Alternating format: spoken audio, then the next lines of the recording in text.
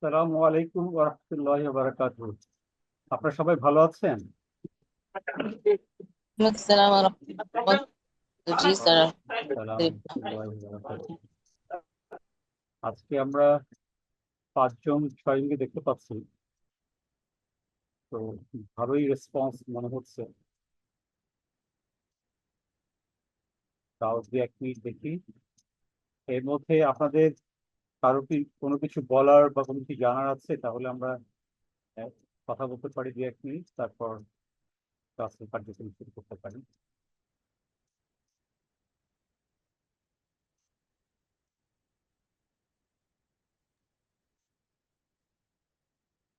Sir, পৃথিবী যে চুম্বকের মতো আচরণ করে এই ব্যাপারে যদি কিছু বলতেন। সাদিয়া আপা, থ্যাংক ইউ ভেরি মাচ। এই ব্যাপারটা আমি আরো সামনের দিকেও আসবে, তারপর আমি বলি।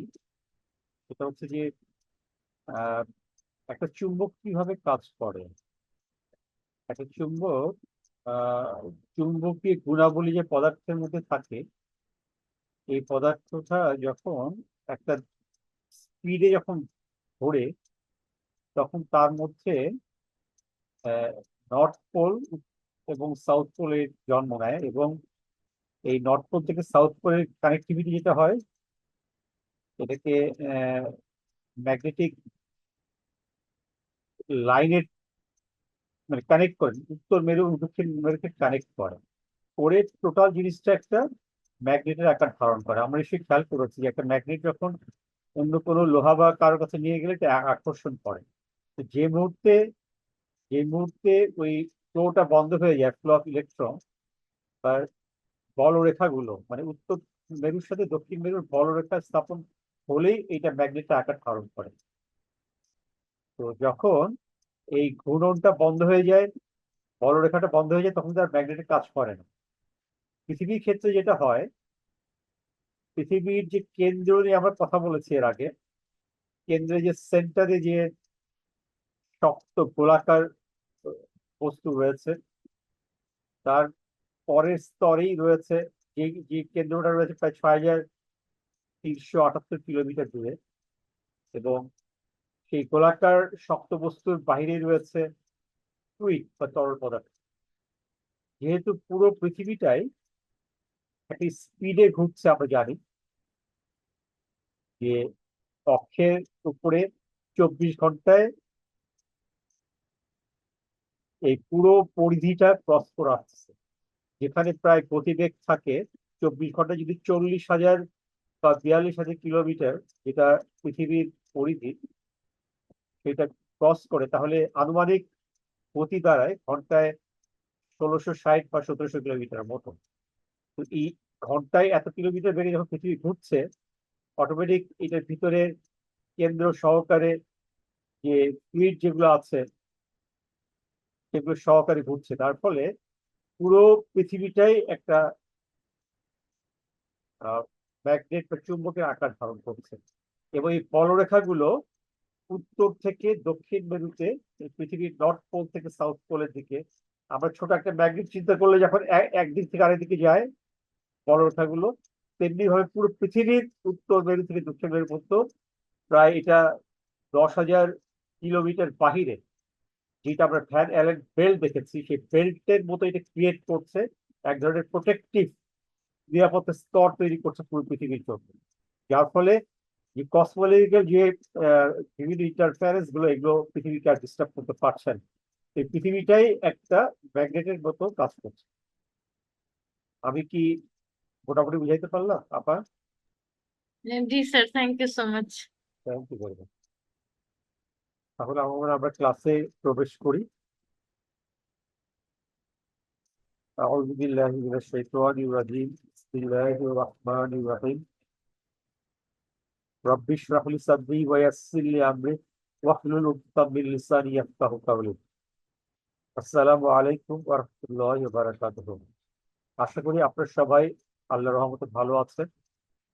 আমরা গত ক্লাসে জানার চেষ্টা করেছিলাম যে সমুদ্রের যে অন্ধকারাচ্ছন্ন অবস্থা, ডার্কনেস অফ দ্য সি, এবং ইন্টারনাল যে ওয়েভ বিভিন্ন স্তরে আছে, একটার উপর একটা স্তরে ওয়েভ রয়েছে, এই ওয়েব সম্পর্কে বিস্তারিত জেনেছি এবং সমুদ্রের বিভিন্ন বিভিন্ন স্তরের যে অন্ধকারচ্ছন্ন অবস্থা সেগুলো সম্পর্কে জেনেছি, যা কোরআনে বর্ণিত হয়েছে। এছাড়া আমরা পাখির স্পেশালিটি, যে আল্লাহর স্পেশাল নিয়ামত, সেটা সম্পর্কে আমরা ধারণা নেওয়ার চেষ্টা করেছি। আজকে আমরা ইনশাআল্লাহ জানার চেষ্টা করব এই যে রোটেশন, যে পৃথিবীর যে রোটেশনটা হচ্ছে এবং রেভলিউশন হচ্ছে সূর্যের চারিদিকে, সেইটা সম্পর্কে বিস্তারিত জানার চেষ্টা করবো এবং এইটার মাধ্যমে যে সিজনাল যে চেঞ্জ গুলো হচ্ছে, যে আমরা শীত, গ্রীষ্ম, বর্ষা, শরৎ, হেমন্ত, শীত, বসন্ত, বিভিন্ন প্রকারের এই সিজনাল চেঞ্জের ফলে প্রকৃতির বিভিন্ন আকার ধারণ করছে, প্রাণী জগৎ, উদ্ভিদ জগতের বৈচিত্র্য দেখতে পাচ্ছি, সৌন্দর্য বর্ধিত পৃথিবী দেখতে পাচ্ছি। তো সেটা সম্পর্কেও আমরা জানার চেষ্টা করব। তো আমি আজকের ক্লাসের গভীরে যাওয়ার আগে আমি কিছু কথা বলতে চাই কোরআন সম্পর্কে। আপনারা নিশ্চয়ই জানেন যে কথাগুলো আমি আগে বলেছি, যে আমি গত কয়েক বছর হলো কোরআন নিয়ে গবেষণা করছি এবং কোরআন নিয়ে আমি যখন পড়াশোনা করি, আমি যতই ভিতরে প্রবেশ করতে চাই ততই আমি অবাক হয়ে যাই। আমি যদি, আপনারা হয়তো জানেন, গত কয়েক বছরে আমি প্রায় 53টা সূরা, প্রায় 3 পারার মতো মুখস্থ করেছি, ওয়ার্ড বাই ওয়ার্ড, মানে সহকারে, সানে নজুল সহকারে। আমি যদি সূরাগুলোর দিকে একটু মাইনুটলি খেয়াল করি, তাহলে আমি কয়েকটা সূরার প্রথম কয়েকটা আয়াত একটু তেলাওয়াত করবো, তারপর আমি আমার মনের ভাবটা প্রকাশ করার চেষ্টা করবো। সেটা হচ্ছে যে সূরা নাবা, সূরা নম্বর 78। বিসমিল্লাহির রহমানির রহিম। আম্মা ইয়াতাসাআলুন আনিন নাবাইল আযীম আল্লাযী হুম ফীহি মুখতালিফুন কাল্লা সাইয়ালামুন সুম্মা কাল্লা সাইয়ালামুন। আপনারা খেয়াল করেন যে এই যে সূরার মধ্যে কত সুন্দর অন্তমিল। হ্যাঁ, সূরা নাজিয়াত, বিসমিল্লাহির রহমানির রহিম, ওয়ান নাজিয়াতি গারকা ওয়ান নাশিতাতি নাশতা ওয়াস সাবিহাতি সাবহা ফাসুম সাব সাব সাবিকাতি সাবতা ফাল মুদাব্বিরাতি আমরা ইয়াওমা তারজুফুর রাজিফা তাদফাউহার রাদিফা। কত সুন্দর অন্তমিল, একটা শব্দের সাথে একটা সেন্টেন্স আর একটা সেন্টেন্সের। হ্যাঁ, এবং এইটার মানে গুলোর গভীরতা প্রত্যেকটা সূরা। সূরা আবাসা, বিসমিল্লাহির রহমানির রহিম। আবাসা ওয়া তাওয়াল্লা আন জাআহুল আমা ওয়া মা ইউদ্রিকা লাআল্লাহু ইয়াযাক্কা আও ইয়াযাক্কারু ফাতানফাউল যিকরা আম্মা মান ইসতাগনা ফাআনতা লাহু তাসাদ্দা। মানে একটার পর একটা কবিতার মতো একটা লাইন চলে আসে, আগে পরে মিল। হ্যাঁ, প্রত্যেকটা সূরা।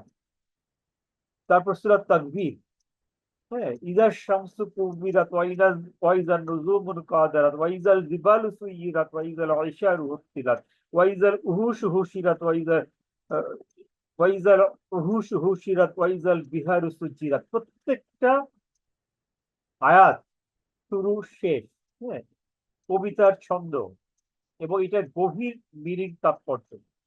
সূরা ইনফিতার, ইজাস সামাউন ফাতারাত ওয়া ইযাল কাওয়াকিবুন তাসারাত ওয়া ইযাল বিহারু ফুজ্জিরাত ওয়া ইযাল কুবুর বুসিরাত আলিমাত নাফসুম মা মা কাদ্দামাত ওয়া আখারাত। মানে আমি আমি আমি আহ, আমি এগুলোর যখন চিন্তা করি আমি ভিতরে হারিয়ে যাই। সূরা মুতাফফিফিন, সূরা নম্বর 83।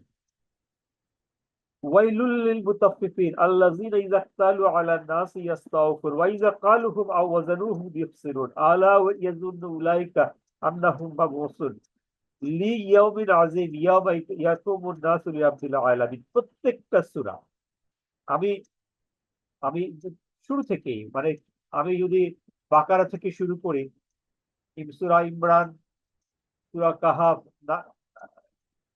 ইয়াসিন, রহমান, প্রত্যেকটা সূরায়। তো আমি যখন আমার পড়াশোনার সাথে যখন কম্পেয়ার করি, আমি অবাক হয়ে যাই যে এই এই কোরআন শরীফ মহান আল্লাহ তাআলা আমাদেরকে পাঠিয়েছেন 23 বছর ধরে। যদি আনুমানিক 600 পৃষ্ঠা চিন্তা করি, 23 বছর ধরে। এবং বিভিন্ন সময়, মক্কার জীবনে 10 বছর, যখন নবী করিম সাল্লাল্লাহু আলাইহি ওয়াসাল্লাম 13 বছর, যেমন নবী করিম সাল্লাল্লাহু আলাইহি ওয়াসাল্লাম রাস্তাঘাটে চলাচল করছেন, যুদ্ধক্ষেত্রে আছেন, মদিনা শরীফেও সেই কোনো ক্রিটিক্যাল সিচুয়েশনের মধ্যে তখনও আয়াত নাজিল হচ্ছে। এবং আরেকটা জিনিস খেয়াল করার মতো যে এই আয়াতগুলো কিন্তু লিখিত আকারে নাজিল হচ্ছে না, ভার্বালি, মৌখিকভাবে। আমরা জানি যে লাউহে মাহফুজে ছিল, সেখান থেকে আহ আমাদের হযরত জিবরাইল ইসলামের মাধ্যমে আল্লাহ তাআলা এটা পাঠিয়েছেন। এইগুলো আমরা জানি তথ্যগুলো। আমি যেটা বলতে চাচ্ছি যে এটা কিন্তু মৌখিক আকারে নবী করিম সাল্লাল্লাহু আলাইহি ওয়াসাল্লামের কাছে এসছে, এবং নবীর জীবদ্দশায় কিন্তু এগুলো লিখিত হয় নাই। পরবর্তী শেষের দিকে গিয়ে লেখা হয় এবং এটা পারফেকশন আনা হয়। তো আমার কথা হচ্ছে যে আপনার খেয়াল করেন যে 23টা বছর ধরে বিভিন্ন জায়গায় নাজিল হলো ভার্বালি। এই এই কোরআন শরীফের জন্য কিন্তু কোনো এডিটোরিয়াল বোর্ড ছিল না, লিখিত কোরআনের উপরে কারেকশন রিকারেকশন করা হয় না। অথচ কত সুন্দর এইটার মধ্যে ছন্দ, কবিতা।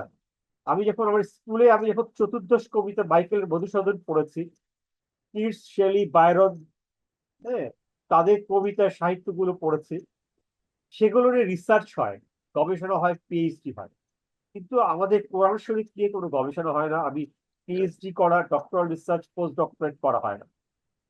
তো আমি যখন এগুলোর ভিতরে প্রবেশ করি আমি খুব অবাক হয়ে যাই। তো একসময় যখন আমি কলেজ ইউনিভার্সিটিতে পড়তাম তখন মনে হতো যে এই এই কোরআন শরীফ হয়তো বা আমাদের কাছে নাজিল হয়েছে শুধু পড়ার জন্য, এবং তা ওই আলমিরার উপর সুন্দরভাবে রেখে দেওয়ার জন্য। কারণ ছোটবেলা থেকেই দেখেছি যে কোরআন শরীফের যে মানে বোঝা যায় এবং এই মানের মধ্যে যে এত মাধুর্য রয়েছে তা কিন্তু কখনো সেইভাবে অ্যাটলিস্ট আমি আমার জীবনে করি নাই। তো আমি যখন 2014 সালে একুএসএ কোরআন একাডেমিক কোরআন স্টাডি, যখন আমি এই যে কোরআনিক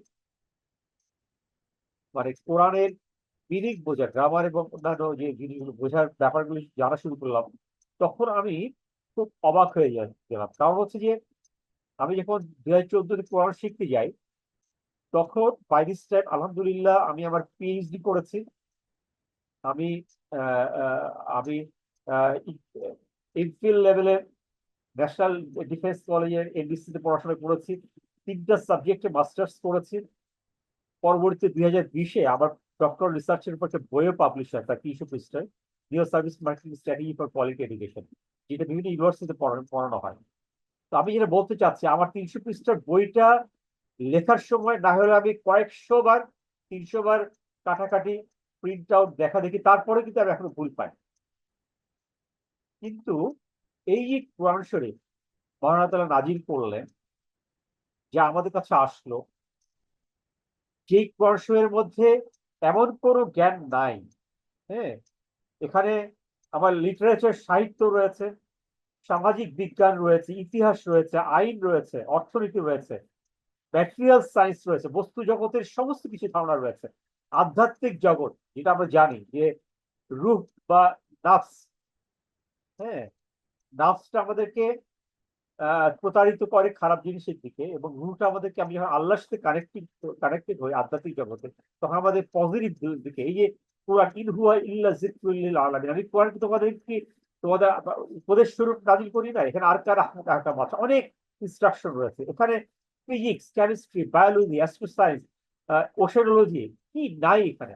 তো আমি যেটা বলতে চাচ্ছি যে আমার যে পুরো পড়াশোনার যে বিভিন্ন আঙ্গিক গুলো, আমি সবকিছুই যখন একসময় যখন কোরআন প্রথম বোঝা শুরু করলাম, আমার কাছে মনে হতো যে আমার এতদিনের পড়াশোনা মনে হয় বৃথা।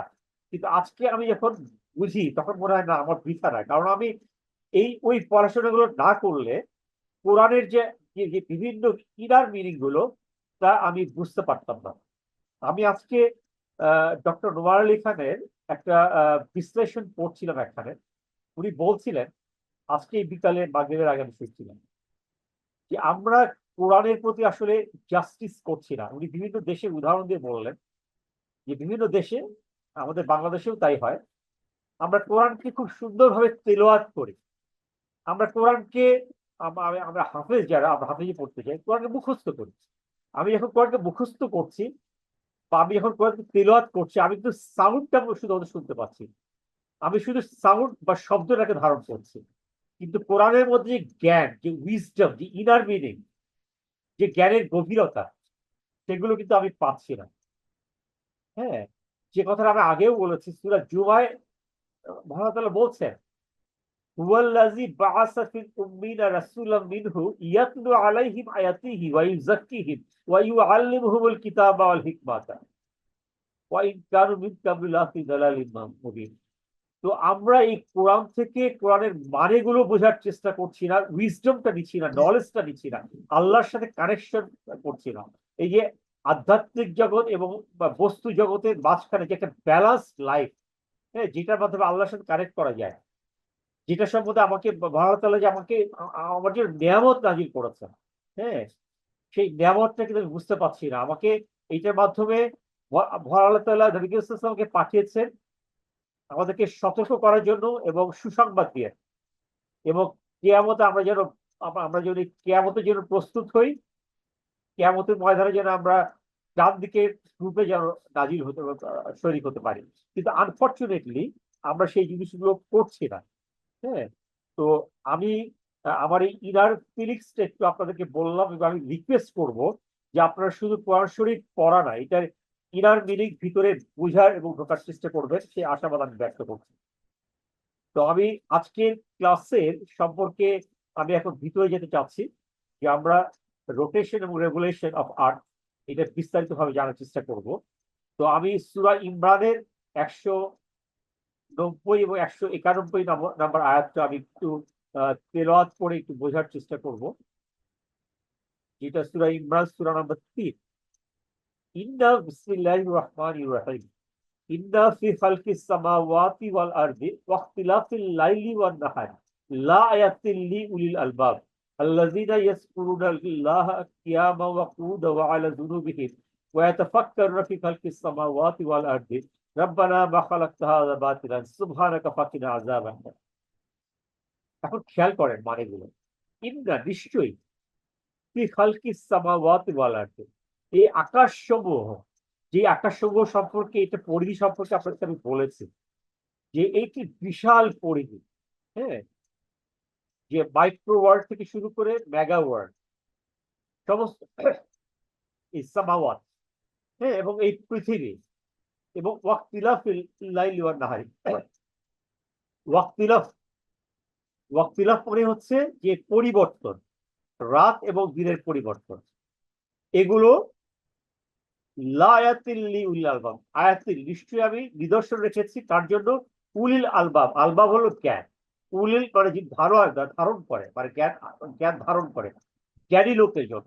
হ্যাঁ, আমি রেখেছি, কি রেখেছি, এই যে আমি যে সৃষ্টি করেছি, আমি যে বিশাল সৃষ্টি জগৎ, এগুলো জানলে আল্লাহ একত্ব এবং শ্রেষ্ঠত্ব সম্পর্কে জানা যাবে, মহত্ব সম্পর্কে জানা যাবে, আল্লাহ 99টা গানের যে নামের যে ধারণ ইয়ে আছে সেটা সম্পর্কে জানা যাবে, এবং আল্লাহ যে কোরআনের মাধ্যমে যে বার্তাটা দিয়েছেন তা বোঝা যাবে। হ্যাঁ, আল্লাযীনা ইয়াযকুরুনা আল্লাহা কিয়ামান, যে আল্লাহকে ইয়াযকুরুনা মানে জিকির থেকে আসছে, ইয়াযকুরুন মানে জিকির মানে স্মরণ করা, কিয়ামান দাঁড়ানো অবস্থায়, বসে থেকে এবং শায়িত অবস্থায়, ওয়া ইয়াতাফাক্কারুনা, এই যে তাফাক্কুর মানে হলো গবেষণা করা। হ্যাঁ, যে এই সৃষ্টি নিয়ে খালকিস সামাওয়াতি ওয়াল আরদি, আল্লাহর এই আকাশসমূহ এবং পৃথিবী, এই সৃষ্টি নিয়ে যে গবেষণা করছে, যে গবেষণার আউটকামটা আমি আপনাদের গত এই 20টা ক্লাসে, আজকে হলো 20 নম্বর ক্লাস, আমি এই গবেষণার আউটকামটা আপনাকে বলার চেষ্টা করেছি।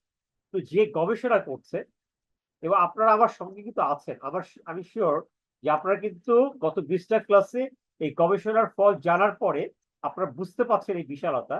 তাহলে তারা কি কি বলছে, রাব্বানা হে আল্লাহ, মা খালাকতা হাযা বাতিলা, তুমি এই সৃষ্টিগুলো তো এমনি করো নাই। হ্যাঁ, তারপরে কি করছে, সুবহানাকা, আল্লাহ তুমি পারফেক্ট, সুবহানাকা এসছে সুবহান থেকে, মানে আল্লাহ ইজ সো পারফেক্ট। হ্যাঁ, ইন ক্রিয়েশন অফ এভরিথিং, এবং আমাকে তৈরি করা। হ্যাঁ, লাকাদ খালাকনাল ইনসানা ফি আহসানি তাকওয়িম, নিশ্চয়ই আমি মানুষকে তৈরি করেছি সর্বশ্রেষ্ঠ গুণ দিয়ে।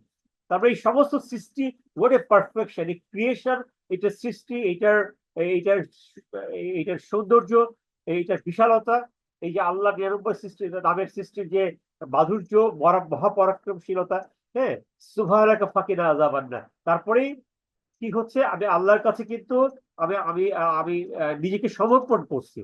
হে আল্লাহ, তুমি আমার সমস্ত গুনাহগাথা মাফ করে দাও এবং এই এই এই জাহান্নামের আগুন থেকে তুমি আমাকে রক্ষা করো। জাহান্নামের আগুন থেকে তুমি আমাকে রক্ষা করো। তার মানে আমি সঙ্গে সঙ্গে মহান আল্লাহ তাআলার কাছে আমি আমি আমি ফারা চাচ্ছি। হ্যাঁ, তো আহ, তারপরে তাহলে এই আপনি চিন্তা করেন, তাহলে আমি এই জিনিসগুলো আমাদেরকে জানতে হবে, যেগুলো আমরা জানার চেষ্টা করছি। একইভাবে সূরা রহমানে আল্লাহ তাআলা বলছেন আয়াত নম্বর 5 এবং 6, আর শামসু ওয়াল কামারু বিহুসবান।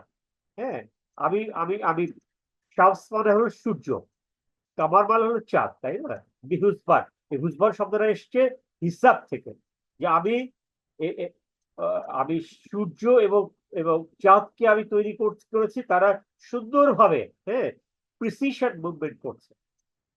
হ্যাঁ, ওয়াট নাজমু ওয়াশ শাজারু ইয়াসজুদান, এবং সমস্ত তারাগুলো এবং আহ, নাজম এসছে তারা থেকে। হ্যাঁ, নাজম নাজম শাজারু হলো উদ্ভিদ জগৎ। হ্যাঁ, ওয়াট নাজমু ওয়াশ শাজারু ইয়াসজুদান, তারা সিজদা করছে। তার মানে সমস্ত সৃষ্টি জগৎ। হ্যাঁ, আমি যেটা বললাম যে এই যে আল্লাহর যে মহা সৃষ্টি জগৎ, ইউসাব্বিহু লিল্লাহি মা ফিস সামাওয়াতি ওয়াল আরদি, সাব্বাহা লিল্লাহি মা ফিস সামাওয়াতি ওয়াল আরদি। আল্লাহ বারবার বলছেন এই সৃষ্টি জগতের সবকিছুই সিজদা করছে, আমার প্রতি সিজদা করছে। কেন সঙ্গে সঙ্গে বলছে তুমি তো করছো না? আমি তো আল্লাহর আদেশ নিয়ে মানুষ আমি অনুসরণ করছি না। আবার আমাদের মধ্যেই তো মনুষ্য জগৎ, তারা আল্লাহকে বিশ্বাস করছে না। হ্যাঁ, তাহলে তারা কি নাফরমানি করছে, কি মুনাফিকি করছে?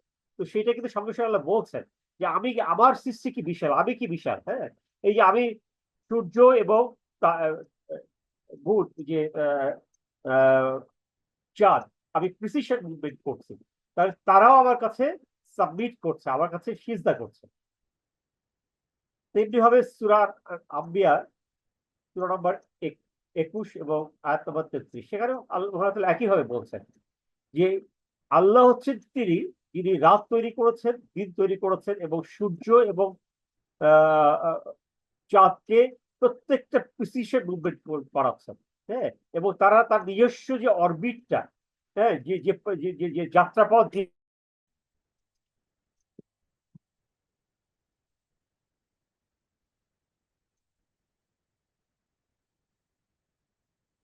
সরি আমি কি অডিয়েবল? জি শোনা স্যার, যাচ্ছে? এখন শোনা যায়। জি স্যার, মাঝখানে চলে গেছিলেন স্যার, এখন হ্যাঁ, আছে। আমি এই জন্য আবার শেয়ার করছি। রাইট, এমনি হবে সূরা জুমার সূরা নাম্বার 39 আয়াত 5। একই কথা বলা হচ্ছে যে আসমান সমূহ পৃথিবী তার নির্দিষ্ট যে ইনস্ট্রাকশন দেওয়া হয়েছে সেগুলি ফলো করছে, এবং রাত দিনকে আহ, রাত শেষ হয়ে দিন আসতেছে, দিন শেষ হয়ে রাত আসতেছে। হ্যাঁ, হ্যাঁ, তুখলিজুল তুখলিজুল লাইলা ফিন নাহারি ওয়া তুখলিজুল নাহারি ওয়াল লাইলি, তুখলিজুল হাইয়া ওয়াল মাইয়িত ওয়া তুখলিজুল হাইয়া ওয়াল মাইয়িত। এই যে কথাগুলো, যে দিন রাতের মধ্যে যাচ্ছে, রাত দিনের মধ্যে যাচ্ছে, যে জীবিত আছে তাকে আমি মৃত, জীবিত জিনিস থেকে আমি মৃত তৈরি করছি, মৃত থেকে আমি আমি জীবিত তৈরি করছি। হ্যাঁ, সবকিছুই কিন্তু আল্লাহর ইনস্ট্রাকশনের উপরে চলছে। এবং এই যে সূর্য এবং চাঁদ, আল্লাহ কর্তৃক প্রদত্ত যে ইনস্ট্রাকশন, যে কমান্ড দেওয়া হয়েছে মহান তাআলা, সেই কমান্ডটা কিন্তু অনুসরণ করছে। তো কমান্ডটা কি আছে সেটা আমরা এখন একটু বোঝার চেষ্টা করি।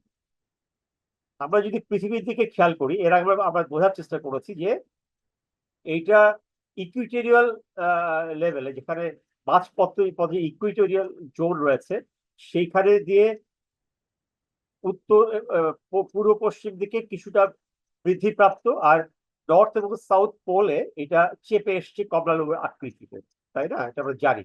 তো সমস্ত পৃথিবীর এরিয়াটা হচ্ছে 51 ক্রোর, প্রায় 51 কোটি স্কোয়ার কিলোমিটার, বর্গ কিলোমিটার। এবং পূর্ব পশ্চিমে এইটার ডায়ামিটার হচ্ছে, দৈর্ঘ্য হচ্ছে 12,752 কিলোমিটার, এবং উত্তর দক্ষিণে পোলার ডিস্টেন্সটা হচ্ছে 12,709 কিলোমিটার, যেটা নাকি 51 কিলোমিটার কম। আর আমরা যদি সূর্য থেকে তাকাই তাহলে সূর্যর দূরত্ব হচ্ছে 15 কোটি কিলোমিটার, 15 কোটি কিলোমিটার। আর আমরা যদি চাঁদের দিকে তাকাই, চাঁদের দূরত্ব হচ্ছে 3,82,500 কিলোমিটার। এবং চাঁদটা একটা, আমাদের এই পৃথিবীটা যে সূর্যের চারিদিকে ঘুরে আসছে, এই ঘূর্ণনটা কিন্তু বৃত্তাকার না, এটা কিন্তু উপবৃত্তাকার, ইলিপ্টিক্যাল। তাহলে একটা জিনিস খেয়াল করেন, একইভাবে এই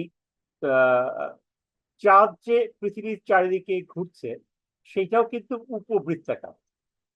এখন একটা জিনিস খেয়াল করেন যে আমি যদি একটা গোলকের সাথে একটা দড়ি লাগিয়ে আমি এই যে গোলক যে নিক্ষেপ করে আমি গোলকটা চারিদিকে ঘুরাচ্ছি, তাই তাহলে কিন্তু গোলকটা বৃত্তাকারেই মুভ করার কথা,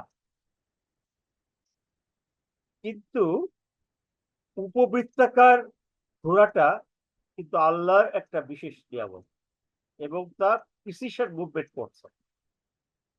তেমনি ভাবে এটা সূর্য এবং পৃথিবী এবং চাঁদের ক্ষেত্রে একইভাবে প্রযোজ্য।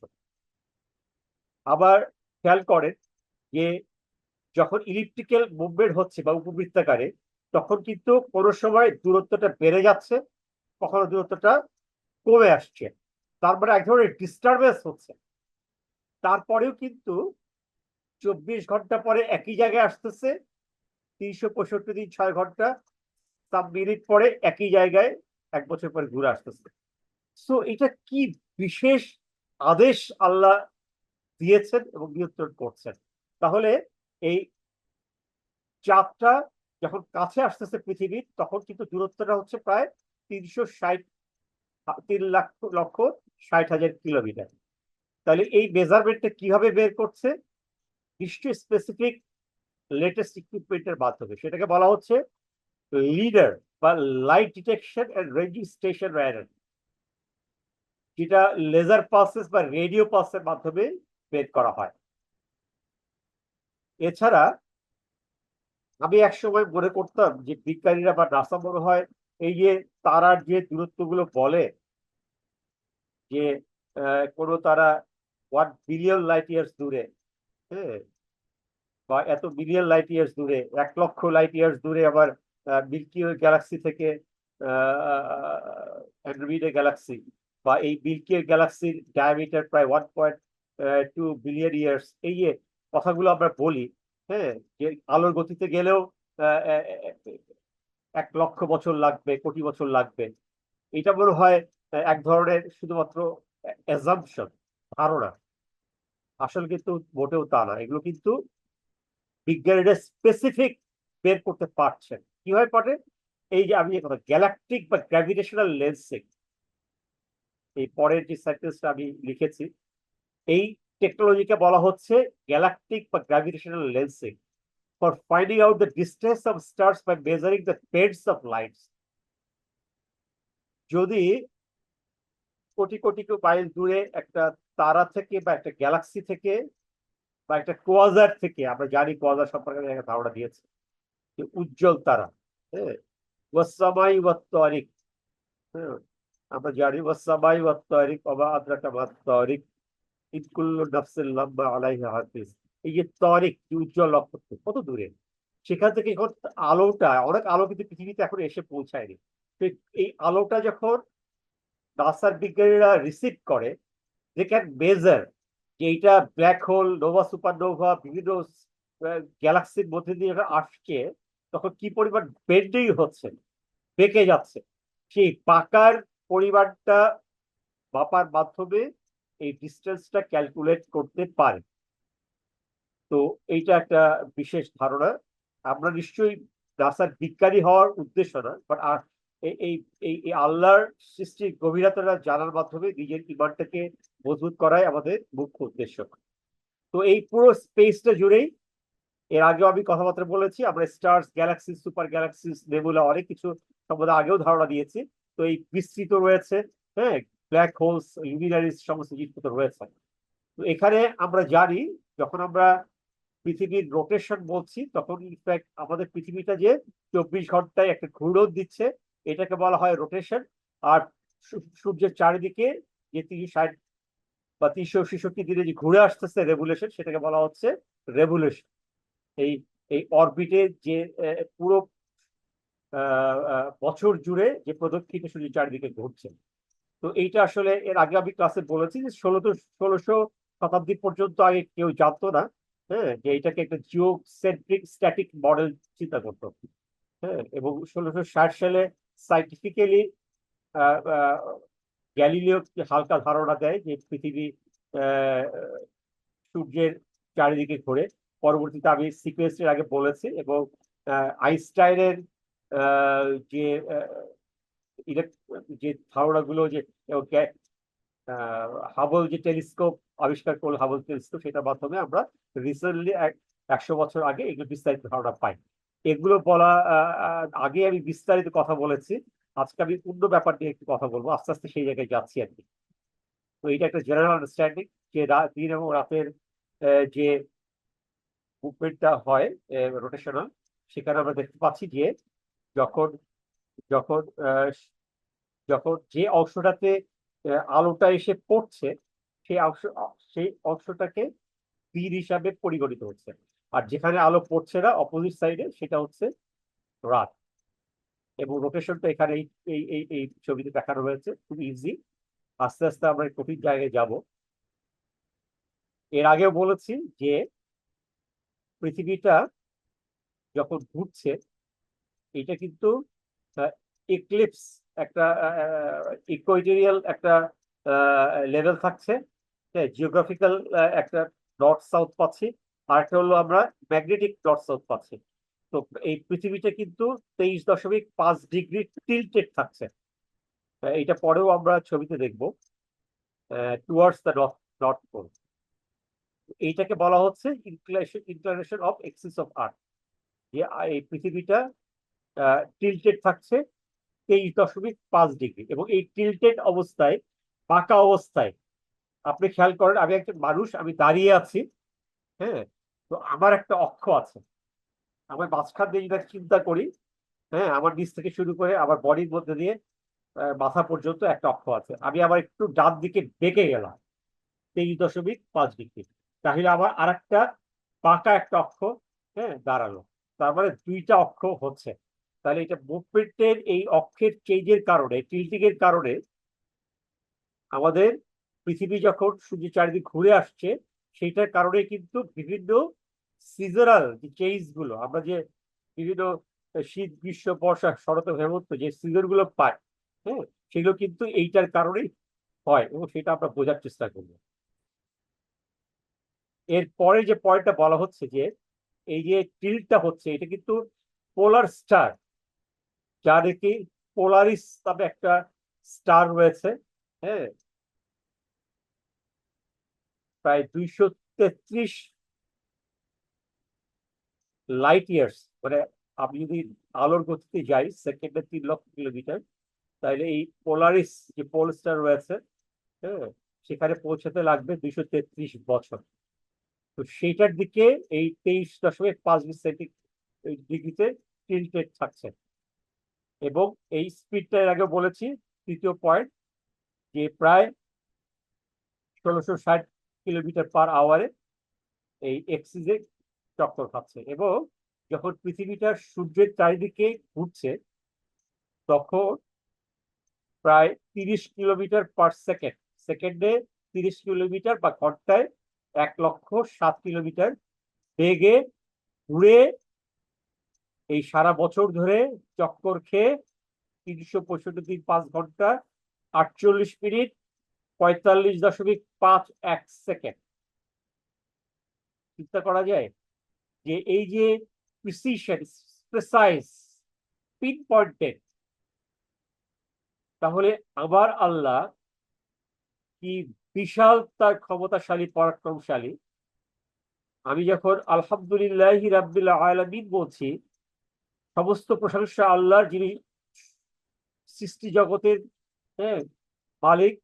এই সৃষ্টি জগৎ তিনি তৈরি করছেন, যিনি এই পৃথিবীকে এই প্রেসাইজ দিচ্ছে। একটু চিন্তা করে দেখেন যে তিনি কত ক্ষমতাশালী। এই কিছু কিছু বিজ্ঞানী আছে, যখন এই তথ্যগুলো জেনেছেন এবং এই কথাগুলো যে কোরআন শরীফে বলা আছে, এগুলো জেনে মুসলমান হয়ে গেছে বিজ্ঞানী। নাসার বিজ্ঞানী এগুলো বুঝে মুসলমান হয়ে গেছে, পরে তাকে নাসা থেকে তাড়িয়ে দেওয়া হয়েছে। আমরা, আমাদের কাছে এত জ্ঞানের সমাহার, বাট সেই জ্ঞানগুলো আমরা কোরআন থেকেও নিচ্ছি না, এবং আমরা রিসার্চ করছি না, এবং রিসার্চ যারা করছে তাদের জ্ঞানের সাথে আমরা অ্যালাইনমেন্ট করছি না, আনফরচুনেটলি। তাহলে এখন আমরা দেখতে পাচ্ছি যে যে রোটেশনাল মুভমেন্ট যেটা হচ্ছে অক্ষের উপরে, সেইটার কারণে হচ্ছে দিন আর রাত। আর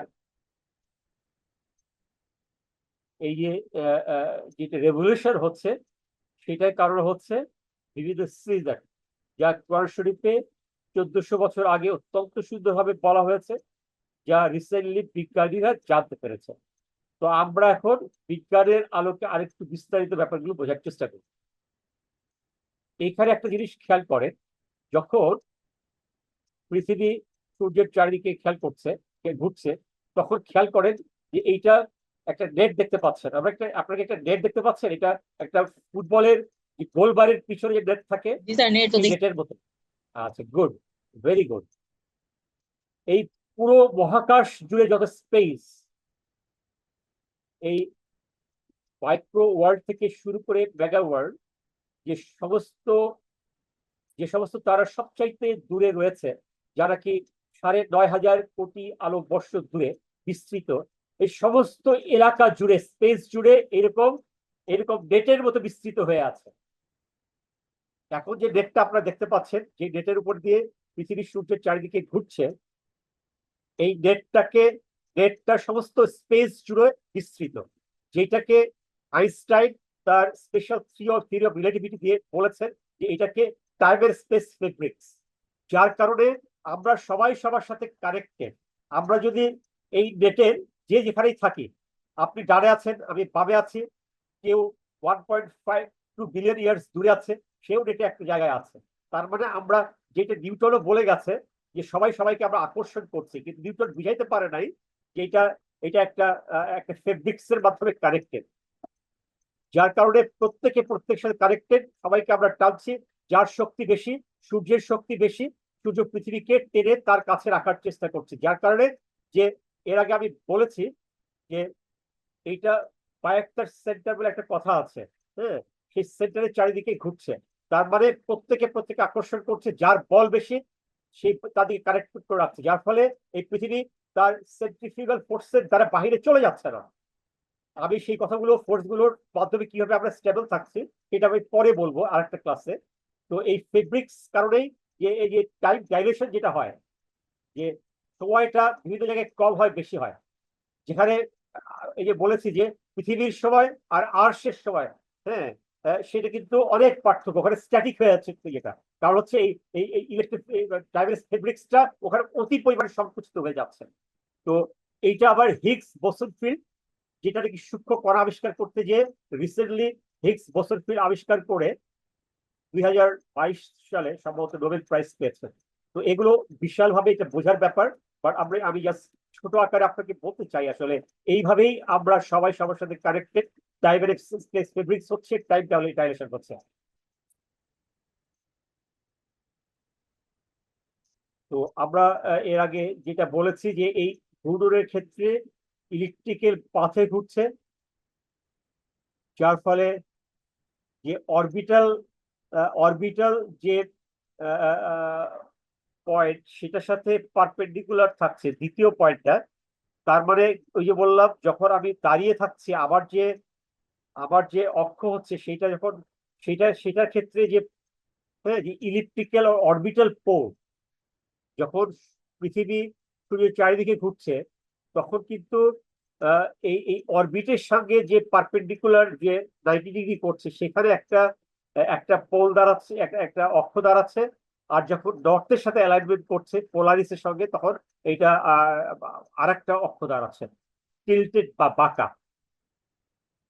তো এই বাঁকা অক্ষের কারণে সূর্যের তাপমাত্রাটা পৃথিবীর বিভিন্ন অংশে কখনো বেশি পায়, কখনো কম পায়। লাস্টের পয়েন্টটা খেয়াল করেন, যে অংশটা সূর্যের দিকে বেঁকে থাকে সেইখানে সূর্যের যে আলোটা সেটা বেশি পড়ে, সেই জায়গায় আমরা দিনের তাপমাত্রা পাই, দিন পাই, এবং মাসের পর মাস সেখানে আমরা বেশি করে তাপমাত্রা পাই, সেখানে আমরা সামার পাই। আর যেই অক্ষে, নর্থ পোল বা সাউথ পোলে যে অক্ষে, যে অংশটাতে কম তাপমাত্রা পায় মাসের পর মাস, সেখানে উইন্টার চলে, এবং এর মাঝখানে গ্রীষ্ম, বর্ষা, হেমন্ত, শীত, হেমন্ত, সেই সিজনাল চেঞ্জ গুলো হয়। তো সেই জিনিসগুলোই আরেকটু বড় পরিসরে আমরা বোঝার চেষ্টা করব। এইখানে এই রোটেশনটা দেখানো হয়েছে, যে এই রোটেশন কিন্তু আরেকটা খেয়াল করার মতো, যে পৃথিবী যখন এই ইলিপ্টিক্যাল বা উপবৃত্তাকার আকারে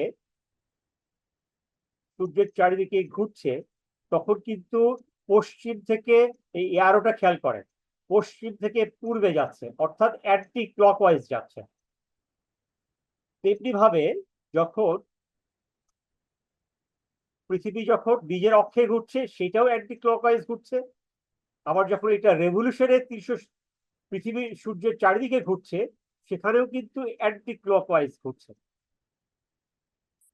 এবং এই বুধ বা চাঁদ একইভাবে অ্যান্টি ক্লকওয়াইজ ঘুরছে। বাট কিন্তু সমস্ত উপগ্রহ কিন্তু এই অ্যান্টি ক্লকওয়াইজ ঘুরছে না। হ্যাঁ, এটাকে বলা হয় রেট্রোগ্রেড মুভমেন্ট বা প্রোগ্রেড মুভমেন্ট। প্রোগ্রেড মুভমেন্ট বলা হয় যখন যেই উপগ্রহগুলো এই অ্যান্টি ক্লকওয়াইজ একইভাবে ঘোরে, তাকে বলা হয় প্রোগ্রেড মুভমেন্ট। এবং কিছু কিছু গ্রহ আছে, এটাকে বলা হয় উল্টা দিকে ঘোরে, সেটাকে বলা হয় রেট্রোগ্রেড মুভমেন্ট।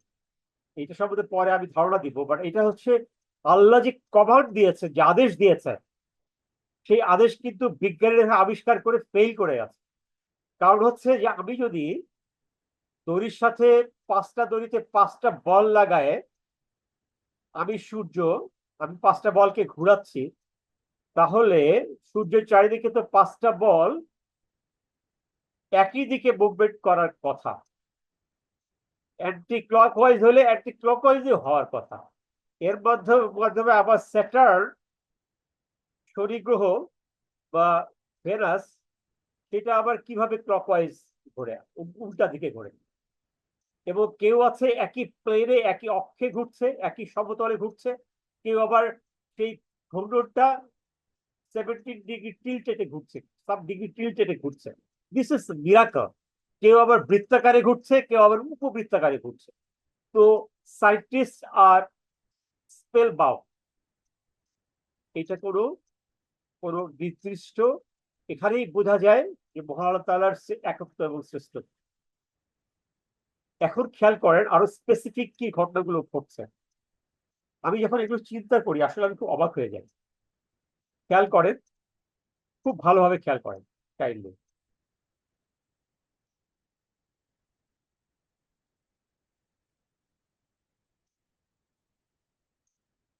খেয়াল করেন। ইক্লিপ্টিক প্লেন, আমি যখন স্ট্যাটিক থাকছি, এই যে দাঁড়িয়ে থাকছি, আবার আবার আমি যে প্লেনে সূর্যের চারিদিক ঘুরে আসছি, সেটাকে বলে ইক্লিপ্টিক প্লেন। আর যেটাকে যেটাকে 23.5 ডিগ্রি টিল্টেড থাকছে, এটাকে বলে ইকুয়েটোরিয়াল প্লেন। তাহলে, এবং এটা আমি আমি নর্থ পোল এবং সাউথ পোলটা দেখতে পাচ্ছি। তাহলে এই ইকুয়েটোরিয়াল প্লেনটা, পৃথিবীর প্লেনটা, এর 23.5 ডিগ্রি অ্যাঙ্গেলে টিল্টেড থাকছে। আর এই যে আবার ডান দিকে খেয়াল করেন 5 ডিগ্রি অ্যাঙ্গেলে, এই 5 ডিগ্রি অ্যাঙ্গেলে কি আছে নিচের ছবিতে খেয়াল করেন। পৃথিবী থেকে এই এই এক্লিপ্টিক প্লেন থেকে 5 ডিগ্রি অ্যাঙ্গেলে বুধ বা চাঁদ অবস্থান করছে। চাঁদ কত ডিগ্রি অ্যাঙ্গেলে অবস্থান করছে? 5 ডিগ্রি অ্যাঙ্গেলে অবস্থান করছে। এই 5 ডিগ্রি অ্যাঙ্গেলে যদি চাঁদ অবস্থান না করতো তাহলে কিন্তু আমরা চাঁদের সৌন্দর্য, চাঁদ যে কখনো আমাদের কাছে খেজুরের খেজুরের ডালের আকার ধারণ করছে, কখনো বৃত্তাকার ধারণ করছে, বিভিন্ন রূপ দেখতে পাচ্ছি, চাঁদের আলোর বিভিন্ন অবস্থা দেখতে পাচ্ছি, হ্যাঁ, চাঁদের সৌন্দর্য দেখতে পাচ্ছি, সেগুলো দেখা সম্ভব হতো না। তাহলে খেয়াল করে আল্লাহর কি শ্রেষ্ঠত্ব, ব্যাকত্ব, মহত্ব। তাহলে আমরা এই মুভমেন্ট গুলো দেখতে পাচ্ছি। এখন আরেকটু খেয়াল করা যে আমি প্রথমে বলে আসছি যে ইন্না ফি খালকিস সামাওয়াতি ওয়াল আরদি ওয়াখতিলাফিল লাইলি ওয়ান নাহারি লাআয়াতিল লিউলিল আলবাব। হ্যাঁ, নিশ্চয়ই আমি আকাশসমূহ পৃথিবী সৃষ্টির মধ্যে এবং দিন এবং রাতের তৈরির মধ্যে এবং তারতম্যের মধ্যে, যে দিন এবং রাত হচ্ছে এই ঘূর্ণনের ফলে হচ্ছে, বা এই ঘূর্ণন গুলো কত প্রেসাইজ হচ্ছে। এখন খেয়াল করেন যে এই যে তার ডান দিকে খেয়াল করেন চাঁদটা কি করছে, এই ওই যে সূর্য, তারা, এগুলো সম্বন্ধে কিন্তু অনেক আয়াত রয়েছে কোরআনের মধ্যে। এই লুনার এক্সিস, সে কিন্তু আবার চাঁদটা 6.68 ডিগ্রি ডান দিকে টিল্টেড থাকছে তার লুনার এক্সিস থেকে, যেখানে আমরা পাইলাম যে 23.5 ডিগ্রি অ্যাঙ্গেলে ইকুয়েটোরিয়াল প্লেনটা টিল্টেড থাকছে। একইভাবে চাঁদের যেটা লুনার এক্সিস রয়েছে সেটা কিন্তু 6.68 ডিগ্রি টিল্টেড থাকছে। এবং এটা হলো ইয়েতে ভার্টিকুলার পারপেন্ডিকুলারে টিল্টেড থাকছে 6.68, এবং ইকুয়েটোরিয়াল প্লেন যেটা পৃথিবীর সাথে রয়েছে সেখানে টিল্টেড থাকছে 1.54 লুনার অবলিক এক্লিপ্টিক প্লেন। খেয়াল করেন আমরা যে এক্লিপ্টিক প্লেনটা দেখে এসছি সেটার সাথে 1.54 ডিগ্রি মেজারমেন্টটা খেয়াল করেন, 1.54 ডিগ্রি। আবার লুনার এক্সিস থাকছে 6.68 ডিগ্রি টিল্টেড। আবার এটা ইক্লিপ্টিক প্লেনের সাথে থাকছে 5.14 ডিগ্রি। এখানে ডিগ্রি গুলো মনে রাখা ইম্পর্টেন্ট না, মনে রাখা ইম্পর্টেন্ট হচ্ছে যে মহান আল্লাহ তাআলা কত সূক্ষ্মভাবে জিনিসগুলো সেট করেছেন এবং পরিচালিত করছেন, এবং প্রতিটা সেকেন্ড এইটার মুভমেন্ট ট্র্যাক করছেন, এবং এগুলো ঘূর্ণন এবং ঘুরে সেই একই জায়গায় আবার প্রতিস্থাপিত হচ্ছে, পৌঁছাচ্ছে সূক্ষ্মভাবে। তো আর আমরা সবাই মনে মনে আল্লাহ তাআলার কাছে শুকর গুজার করি। তো সিজনাল চেঞ্জ গুলো এই টিল্ট হওয়ার কারণেই হয়ে থাকে। এই টিল গুলো কিভাবে হচ্ছে, যে ডটস হেমিস্ফিয়ারে যে তাপমাত্রাটা যখন কম বা বেশি পায় সেটার কারণেই এই সিজনাল চেঞ্জ গুলো হয়ে থাকে। যেখানে বেশি তাপমাত্রা পায় সেই পোলে সামার বা গ্রীষ্মকাল হয়, এবং যেখানে কম পায় সেখানে উইন্টার হয়। এগুলো আমরা 4টা স্পেশাল সিজন ধরে, যে সামার, উইন্টার, স্প্রিং এবং অটাম, শীত, গ্রীষ্ম, হেমন্ত, বসন্ত, 4টা স্পেশাল সিজন ধরে আমরা ছবির মাধ্যমে বোঝার চেষ্টা করব। একটু খেয়াল করেন, উপরের দিকে খেয়াল করেন, 21 মার্চ দেখা যাচ্ছে, যেখানে আমরা দেখতে পাচ্ছি যে এই যে ইকুয়েটোরিয়াল যে প্লেনটা একটা মধ্যবিন্দুতে সরাসরি সূর্য থেকে আলো পড়ছে, এবং এখান থেকে যখন বামে চলে আসতেছে তখন এটা এই এই এই এই এটা নর্থের এই উপরের পোলের সেন্ট্রাল পয়েন্টটা খেয়াল করেন। যখন উপরের সেন্ট্রাল পয়েন্টটা ডট পোলের কেন্দ্রবিন্দুটা খেয়াল করেন, একেবারে উত্তরের সর্বশেষ বিন্দুটা, সেখানে সূর্যের আলোটা একেবারেই পৌঁছাচ্ছে না।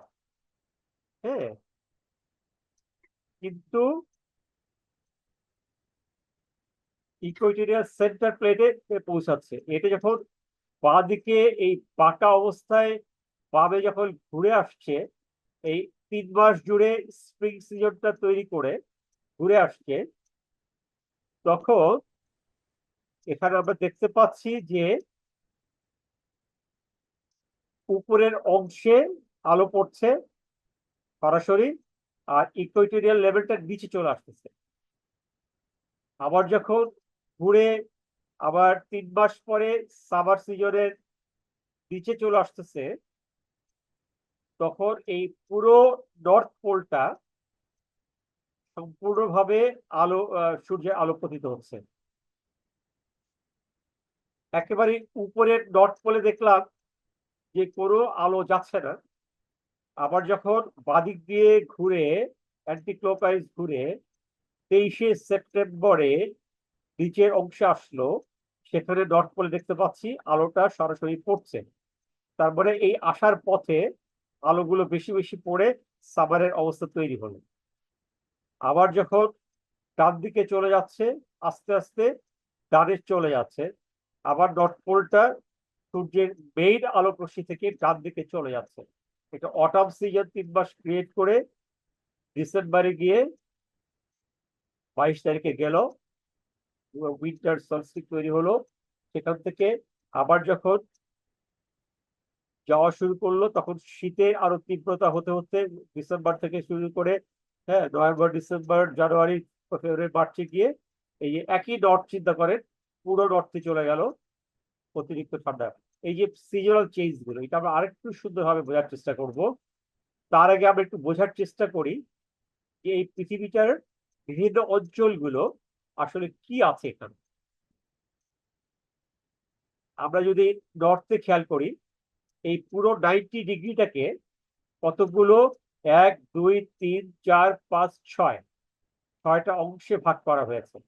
হ্যাঁ, প্রত্যেকটা অংশে প্রায় 33 ডিগ্রি করে ভাগ করা।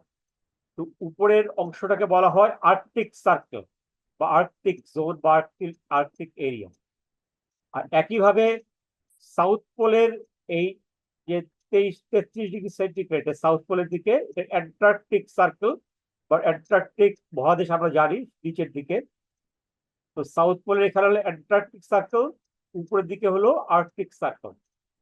কারণ এই সার্কেল গুলো বুঝলে যে আলোটা কখন আর্কটিক সার্কেলে পড়ছে, কখন অ্যান্টার্কটিকে পড়ছে, এগুলো আমরা বুঝতে সুবিধা হবে। পরের 33 ডিগ্রি চলে আসতেছে ট্রপিক অফ ক্যান্সার। এই অঞ্চলটাকে বলা হচ্ছে ট্রপিক অফ ক্যান্সার। আবার নিচের জিরো যে ইকুয়েটরিয়াল জোন দেখছি, এই উপরে 33 ডিগ্রি, নিচে 33 ডিগ্রি, এই যে টোটাল 66 ডিগ্রি যে ইকুয়েটরিয়াল জোন দেখতে পাচ্ছি। এখানে এই জিরো লেভেল দিয়ে যখন সামার আমরা দেখতে পাই, এই ইকুয়েটরিয়াল জিরো লেভেলে সূর্য সরাসরি আলো বা তাপ দিয়ে থাকে। আবার যদি আমরা নিচের অংশে যাই, তেমনি ভাবে আমরা দেখতে পাচ্ছি যে ট্রপিক অফ ক্যাপ্রিকন। এখানে এই ট্রপিক অফ ক্যাপ্রিকনটা একটু নিচে আসবে, আসলে এখানে একটু ভুল আছে। আর এই অ্যান্টার্কটিক সার্কেলটা নিচের দিকে চলে আসবে। আর তারপরে হলো ট্রপিক অফ ক্যাপ্রিকন, তারপরে Equatorial south zone, Equatorial north zone. এই ছবিটা কি আমরা সবাই বুঝতে পারলাম? কারো কি কোনো ডাউট আছে এই ছবির উপরে? আচ্ছা, ডাউট থাকলে আমরা টপিক অফ ক্যাপ্রিকনটা কি? রাইট, ট্রপিক অফ ক্যাপ্রিকন হচ্ছে এই পুরো এরিয়াটাকে বলা হচ্ছে ট্রপিক অফ ক্যাপ্রিকন। এই জোন, এই পুরো এরিয়া, এইটা একটু পরে বুঝতে পারবেন এই জোনটাকে কেন ভাগ করেছে। তাহলে বোঝা যাবে এই অঞ্চলটাতে যে দেশগুলো পড়েছে। আমি বাংলাদেশ কোন জোনে, আমি ইউরোপে আছে, আমি ইংল্যান্ডে আছে, আমি কোন জোনে, আমি নাইজেরিয়া আছে, আমি কোন জোনে। তাহলে এই জোনগুলো বুঝতে সুবিধা হবে, বুঝাইতে সুবিধা হবে, বিশ্লেষণ করতে সুবিধা হবে। এই জন্যে বিজ্ঞানীরা এই পৃথিবীটাকে এইভাবে জোরে বিভক্ত করেছে।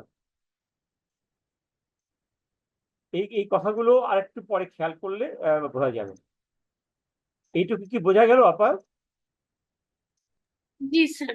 আচ্ছা, তো এই 6টা অঞ্চলে বিভক্ত করা হয়েছে। আমি আবার বলছি, উপরের অংশটা আর্কটিক সার্কেল, আর্কটিক জোন, তারপরে ট্রপিক অফ ক্যান্সার, তারপরে 2টা অক্ষ জুড়ে ইকুয়েটোরিয়াল নর্থের অংশ, ইকুয়েটোরিয়াল পরাংশ, এই টোটাল হচ্ছে ইকুয়েটোরিয়াল জোন। তারপর হচ্ছে ট্রপিক অফ ক্যাপ্রিকন জোন, তারপরে অ্যান্টার্কটিক জোন। এগুলো আমাদের বুঝতে সুবিধা হবে পরবর্তী অংশটা। এই যে এখন এটা এই সিজনাল চেঞ্জ গুলো বুঝতে সুবিধা হবে, এই জন্য এটা করা। এখন খেয়াল করেন যে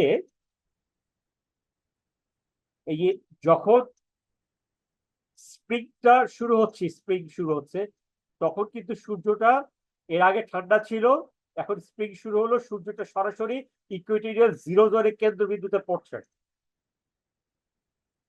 March 21, sun is directly overhead the equator. This is the season of spring of the north temperate zone. এই যে নর্থের অংশের জন্য এইটা হলো স্প্রিং সিজন শুরু হয়ে গেল।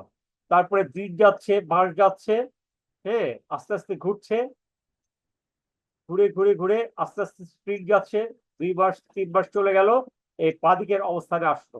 তখন কিন্তু এই নর্থটা একটু রাইটে কার্ভ করেছে, তখন কিন্তু সূর্য কিন্তু এই যে ট্রপিক অফ ক্যান্সারে, এখন নিশ্চয়ই আপা বুঝতে পারছে যে ট্রপিক অফ ক্যান্সারটা কেন ওরা বিজ্ঞানীরা এগুলোকে ভাগ করেছে। এখন বলতে পারবে যে এই জোনে এসে ট্রপিক অফ ক্যান্সারে সূর্য সরাসরি আলো দিচ্ছে, আগে দিচ্ছে ইকুয়েটোরিয়াল জোনে সেন্ট্রাল পজিশনে, পরে দিচ্ছে ট্রপিক অফ ক্যান্সারে।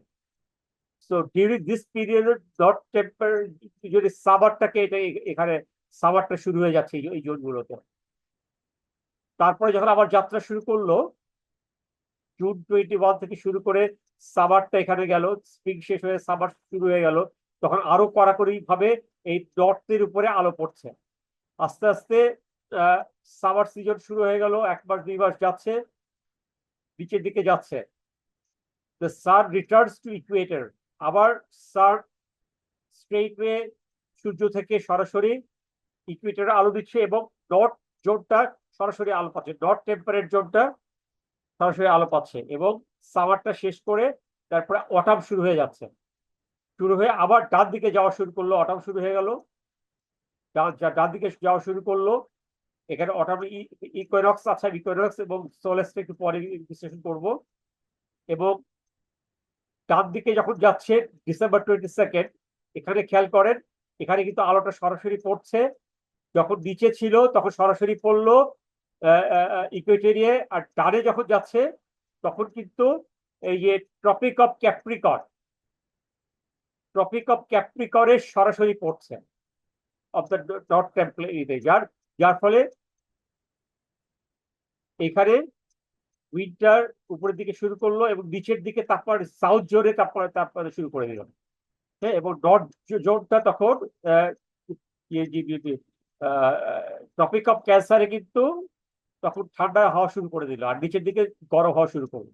হ্যাঁ, তো এই ট্রপিক অফ ক্যাপ্রিকরে এই রাইট সাইডে এসে আলো পড়া শুরু করলো। তেমনি হবে ইকুইনক্স, যেটা বলা হচ্ছে যে ইকুইটা মানে হচ্ছে ইকুয়াল, নক্স মানে হচ্ছে নাইট, যেখানে দিন এবং রাত সমান। তো যেখানে আমরা দেখতে পেলাম, যেখানে ইকুইটোরিয়াল যখন আলোটা পড়ছে তখন কিন্তু দিন এবং রাত সমান হয়ে যাচ্ছে। হ্যাঁ, 2 days in a year the sun shines directly over the equator, যেখানে দিন এবং রাত ইকুয়াল হয়ে যাচ্ছে। আমরা যখন পৃথিবীটাকে উপরের দিকে দেখলাম, নর্থে দেখলাম বা টোটাল সাউথে দেখলাম বা টোটাল নর্থে দেখলাম, তখন দিন আর রাত আমরা দেখলাম সমান সমান। তো এটাকে বলা হয় ইকুইনক্স। দিন এবং রাত, নক্স মানে লাইট, রাত রাইট, আর ইকুই মানে ইকুয়াল। এখানে নর্থ পোল, হ্যাঁ, এখানে কি হচ্ছে যে both the poles of the north are at an equal distance from the sun. হ্যাঁ, সবটারে একই দূরত্ব কভার করছে। তো ডে অ্যান্ড নাইট একই একই দিন এবং রাত সময় থাকছে। তো an equinox occurs twice in a year, যেটা আমরা একটু আগে দেখে এসেছি বছরে 2বার হয়। উপরের দিকে যখন দেখলাম এটা 21শে মার্চ এবং নিচে যখন দেখলাম 23শে সেপ্টেম্বর। আর তেমনি ভাবে আমরা 21শে মার্চ বাদিকে যখন দেখলাম আর্থ এক্সপেরিয়েন্স স্প্রিং বা ভার্নাল ইকুইনক্স, হ্যাঁ, আর ডান দিকে যখন আমরা দেখলাম তখন আমরা দেখলাম অটামনাল ইকুইনক্স। এখানে খেয়াল করেন north hemisphere, south hemisphere, Ecuador, Equatorial zone, এই ভাগগুলো করা হয়েছে। এখন ক্লিয়ার হওয়ার কথা যে ট্রপিক অফ ক্যাপ্রিকর্নে পড়ছি কিনা, আমি ক্যান্সারে পড়ছি কিনা, আর্কটিক থেকে অ্যান্টার্কটিকে পড়ছি, এই জিনিসগুলো বিস্তারিত হবে। এই ল্যাটিচিউড লঙ্গিচিউড প্রত্যেক পৃথিবীর জুড়েই এই ল্যাটিচিউড লঙ্গিচিউড রয়েছে। ওই যে বললাম আমাদের পৃথিবীর এই কোণের বিভিন্ন অবস্থাকে বিশেষভাবে জানার জন্য, নিজের জিওগ্রাফিক্যাল লোকেশনটা স্পেসিফিক বোঝার জন্য, জানার জন্য। এই সোলিস্টিকটা হচ্ছে, সোল মানে হচ্ছে সান, সোলিস্টিক হচ্ছে যেখানে স্ট্যান্ডিং স্টিল, যেখানে কি সূর্য সরাসরি ভাবে আলো দিয়ে থাকে। There are 2 days in a year sun shines brightly, যেখানে ট্রপিক অফ ক্যান্সারে এবং ট্রপিক অফ ক্যাপ্রিকর্নে দিয়ে থাকে। হ্যাঁ, সেটাকে বলে সলিস্টিক is the time of the year when the difference between the length of the day or length of the night is the largest. এই যে ট্রপিক অফ ক্যাপ্রিকর্ন বা ট্রপিক অফ ক্যান্সারে যখন থাকে তখন দিন সবচাইতে বড় হয় বা রাত সবচাইতে বড় হয়। এবং লাস্টে যে পয়েন্টটা বলা হয়েছে যে June 21 sun shines directly over the Tropic of Cancer, এবং এখানে নর্থ হেমিস্ফিয়ারে এক্সপেরিয়েন্স দ্য লংগেস্ট ডে এবং সামার সলিস্টিকটা হয়। একইভাবে আমরা দেখতে পাচ্ছি যে south pole tilts towards the sun, southern হেমিস্ফিয়ারে। একটু আগে আমরা এই জিনিসগুলো বড়রা দেখেছি, একটু পরে আমরা একটা ভিডিও দেখব, সেখানে জিনিসগুলো আরো ক্লিয়ার হবে যে এই আমরা যে ট্রপিক অফ ক্যাপ্রিকর্নে পড়ছে ডান দিকে, উইন্টার শুরু হচ্ছে এবং নর্থ এবং সাউথে আসলে রিভার্স হয়ে যায়। তো আমি এখন আপনাদেরকে একটা ভিডিও দেখানোর চেষ্টা করব, তারপর আমরা কোশ্চেন সেশনে যাব।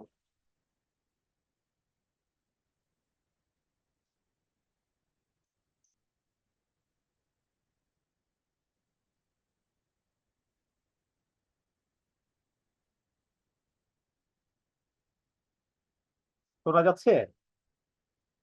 অডিয়েবল? জি স্যার, শোনা যায় sir. Very good, thank you.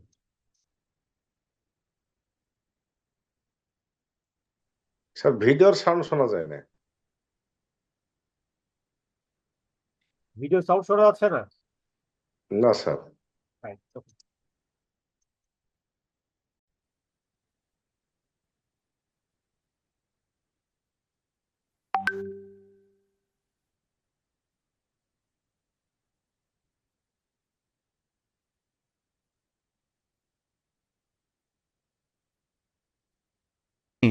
A plane is any imaginary flat surface.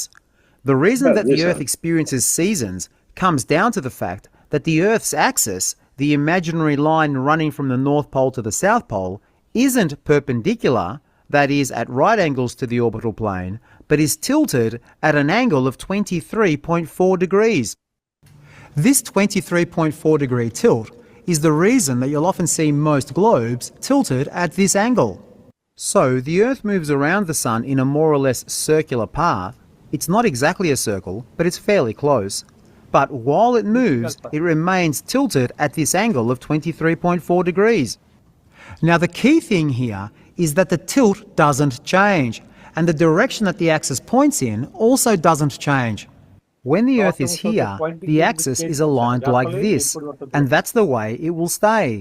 3 months later, it's still tilted in exactly the same way. Another 3 months later, it's the same.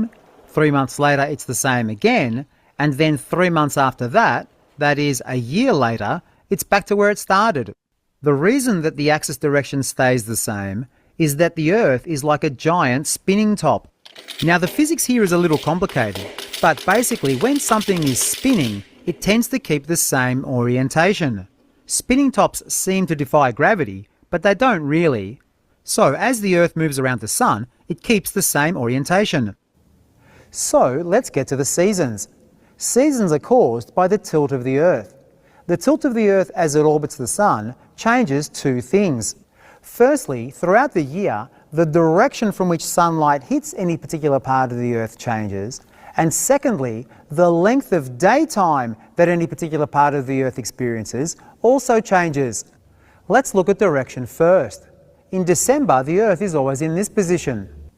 Because of the tilt of the Earth, the southern hemisphere is kind of pointing towards the Sun and receives more direct light from the Sun.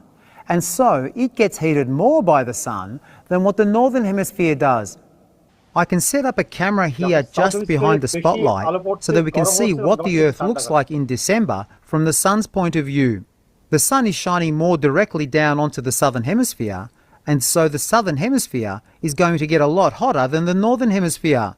If we imagine a beam of sunlight with all its energy striking the southern hemisphere, the energy is concentrated in a small area which heats up a lot.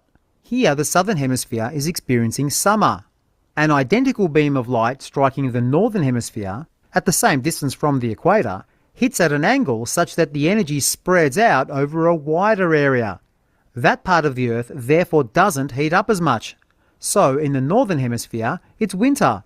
Another way of looking at it is to consider lots of sunlight hitting the Earth in this position. Most of the sunlight is hitting the southern hemisphere, so the southern hemisphere is obviously going to be warmer than the northern hemisphere at this time of year. 6 months later, in June, the Earth has moved to the other side of the Sun, but it keeps the same orientation. From the Sun's point of view, as you can see, I've placed the camera back behind the spotlight, which is our Sun. The Earth now looks like this, with the northern hemisphere facing more towards the Sun, although obviously the real Earth is continuously rotating. Now the Sun is shining more directly onto the northern hemisphere, so the northern hemisphere experiences summer, while the southern hemisphere experiences winter. Now regions near the equator, which are called tropical regions, are hot all year round because of the more direct angle that the Sun strikes those regions. And the poles are always cold, once again because of the angle that sunlight strikes them. Thanks for watching this short excerpt from Shedding Light on the Sun and Earth, Episode 1, Seasons. The Shedding Light on the Sun and Earth series introduced... Thank you very much. Right, আমরা এখন question সেশনে আছি। আপনাদের যে কোনো question most welcome please. Sir 22শে December কি শুধু মানে নর্থ হেমিস্ফিয়ারে কি আপনার ইয়া হয় মানে মানে সবচেয়ে ছোট দিন হয় নাকি হচ্ছে সারা বিশ্বে ছোট দিন হয়? না, এখানে এটা নর্থে সারা বিশ্বে হবে না, এটা জোন হিসাবে হবে। হ্যাঁ, বিকজ নর্থ এবং সাউথ, নর্থ এবং যখন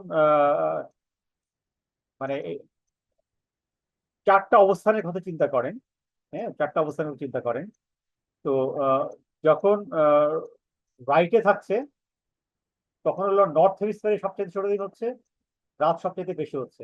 আবার যখন লেফটের অবস্থানের কথা চিন্তা করেন সেখানে নর্থ হেমিস্ফিয়ারে সবচাইতে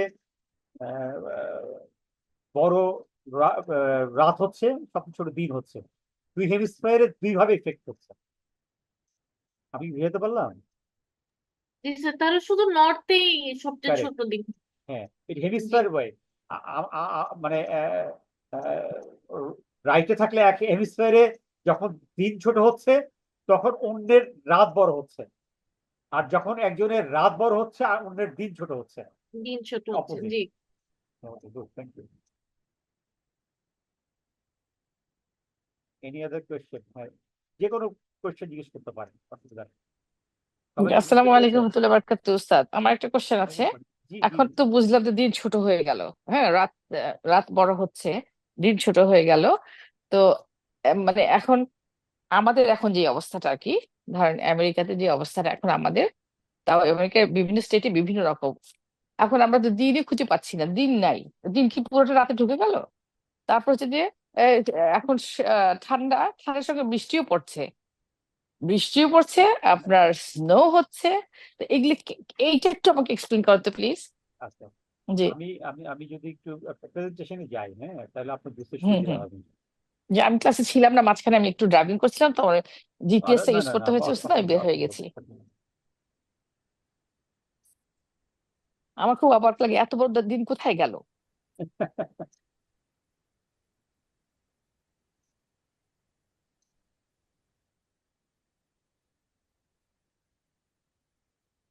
হ্যাঁ, এখানে একটু খেয়াল করেন।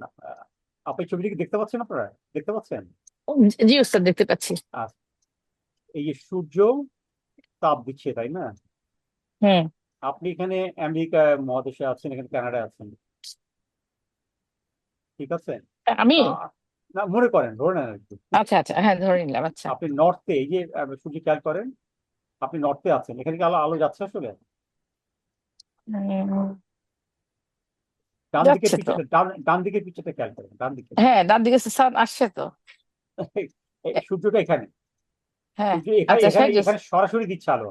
এখানে অল্প তাপমাত্রা পাচ্ছে, এখানে অল্প পাচ্ছে, এখানে আরো অল্প পাচ্ছে, ও আচ্ছা আচ্ছা আচ্ছা, হ্যাঁ এখানে হ্যাঁ, একটু হালকা, এখানে কিন্তু আর পাচ্ছি না। আপনি তো আমেরিকায় পাচ্ছি থাকলে আমি। এই অবস্থায় থাকছেন, কিছুটা আলো হ্যাঁ প্রাপ্যতা হ্যাঁ। পাচ্ছেন। আপনি কানাডায় থাকলেন বা থাকে, তখন কিন্তু আপনি একেবারে সুইডেনে থাকলেন, আপনি কিন্তু আর কিছুই পাচ্ছেন না। হ্যাঁ, এখানে হুম। আবার এই নিচের অবস্থানে কথা শেয়ার করেন। আপনি এই যে এখন আপনি সুইডেনে আছেন, এখন তো পুরো তাপ কিন্তু আপনার মাথার উপরে এখন। ও, সুইডেনে যারা আছে তাই না? হ্যাঁ, তার মানে এই যে টিল্টেড হওয়ার কারণে এবং মুভমেন্টটা একই টিল্টেড অবস্থায় টোটাল সার্কুলেশন ঘুরে আসার কারণে আচ্ছা। আপনি যখন রাতে ডান দিকের অবস্থানে আছেন, এই উইন্টার শুরু হলো 22শে ডিসেম্বর থেকে, আপনি এখানে হুম। আমেরিকার পজিশনটা অলমোস্ট এই জায়গাটাতে হবে। হ্যাঁ, তারপরে কানাডা আছে। তো আপনি কিন্তু ওই, আর সুইডেন টুইডেনতে পাই না, ওরা তো আসলে 6 মাস দিন ইয়ে পায়, 6 মাস শীতকাল, 6 মাস গ্রীষ্মকাল, এই টাইপের অবস্থা হয়। হ্যাঁ, আমিও আমেরিকায় গিয়ে এরকম পাগল ছিলাম, যেতে আর সূর্যের রশ্মি পাচ্ছি না, কখন দিন রাত বোঝা যাচ্ছে না, এরকম অবস্থা। হুম। অভিজ্ঞতা আমারও হয়েছে। তো এইটা হলো জি ব্যাপারটা, হচ্ছে তখন বুঝতাম না, এখন জিনিসগুলো বুঝতে পারি। এখন কি আপনি বুঝতে হুম। পারেন জিনিসটা? জি জি জি, এখন বুঝতে পেরেছি, আলহামদুলিল্লাহ। আলহামদুলিল্লাহ। আচ্ছা, আর কারো কোনো আলহামদুলিল্লাহ। কোয়েশ্চেন? আলহামদুলিল্লাহ। আমার আমার মনে হয় আমরা ক্লাসগুলো বুঝতে পারছি, এবং আপনারা সবাই ক্লাসে অংশগ্রহণ করছেন আন্তরিকভাবে। আপনাদের সবাইকে অসংখ্য ধন্যবাদ। আপনারা ভালো থাকবেন, আমার জন্য দোয়া করবেন, আমার পরিবারের জন্য দোয়া করবেন। আল্লাহ। আপনিও ভালো থাকবেন উস্তাদ। আসসালামু আলাইকুম ওয়া রাহমাতুল্লাহি ওয়া বারাকাতুহু। ওয়ালাইকুম আসসালাম ওয়া রাহমাতুল্লাহি ওয়া বারাকাতুহু।